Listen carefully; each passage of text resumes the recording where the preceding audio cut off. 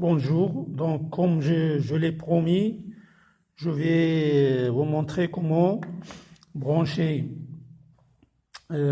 comment effectuer la multiplication de deux signaux et déterminer la constante du multiplieur.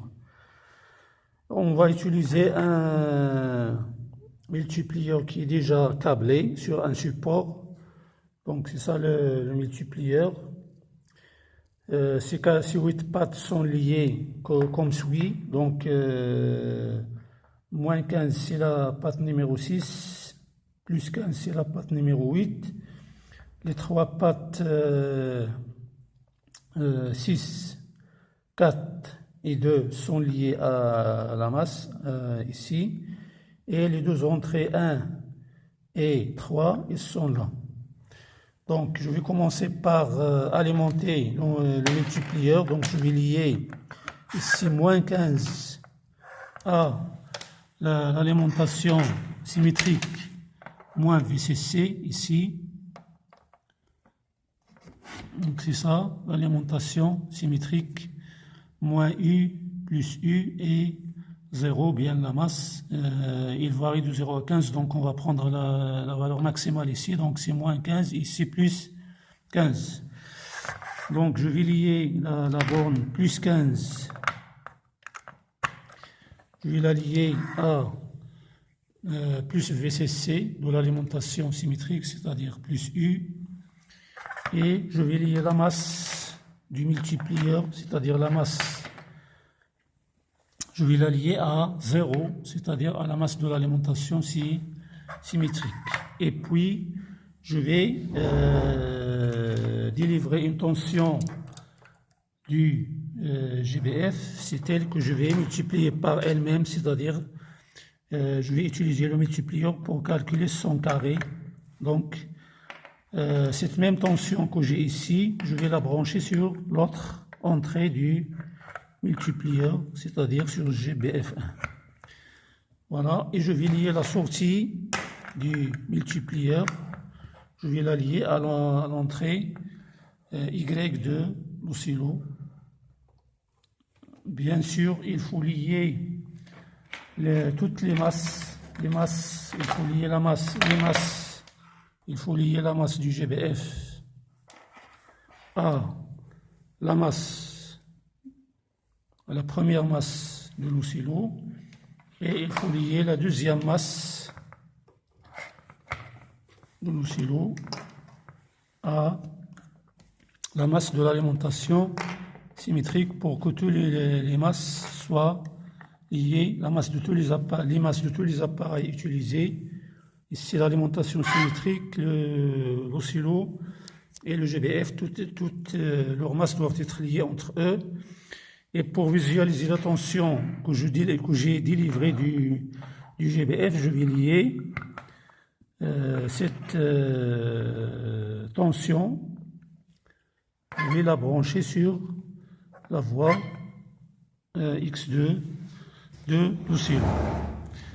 Donc, c'est ça le montage. Je vais commencer par allumer l'alimentation symétrique. Et je vais allumer le GBF. Voilà, je vais prendre ici, je vais basculer le bouton fonction vers DC et je vais activer le bouton DC de l'offset ici pour avoir à la sortie du GBF une tension continue. Voilà, je vais me déplacer vers la voie. Je vais basculer vers CH1, là où j'ai la tension d'entrée. Vous voyez ici que c'est une tension qui est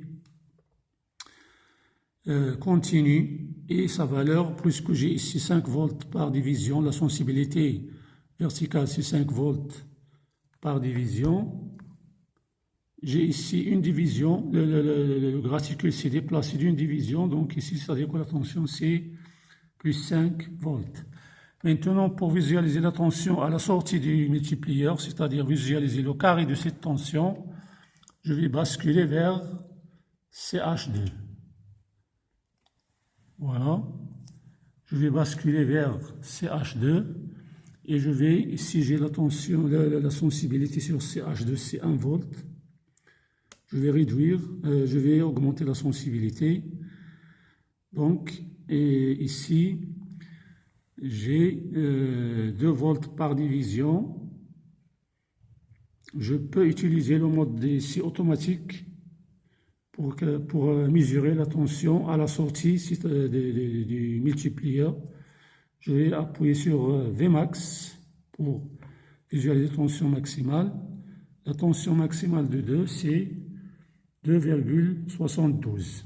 2,72. Donc, comme je vous ai montré tout à l'heure, on a, ou bien comme je vous ai montré dans l'autre vidéo, on a ici S de T, il est égal à K fois Y de T ou bien Y1 de T au carré, Y1, ici on a Y1, sur le montage qu'on a ici, c'est ça le montage qu'on utilise, le multiplieur, les 2 entrées et la sortie. Donc ici on prend la même tension, c'est-à-dire Y1 ici, Y1 ici, à la sortie on aura S est égal à K fois Y1 au carré, K fois Y1 au carré. Donc ici on a pris Y1 constante est égal à 5 volts, c'est-à-dire on aura ici S est égal à K fois 5 au carré, c'est-à-dire que K va être égal à quoi? À S sur 5 au carré. Ici, S, on a dit qu'il est égal à combien? Et donc, il est égal à 2,72. Donc, c'est K va être égal à 2,7 sur 25, c'est presque 0,1. Donc K ici, il est égal à 0,1, est égal à 0,1. Son unité c'est volt moins 1. Donc K est égal à 0,1 volt moins 1. Donc c'est ça, c'est comme ça qu'on utilise le multiplieur. Donc, la prochaine vidéo, Inch'Allah.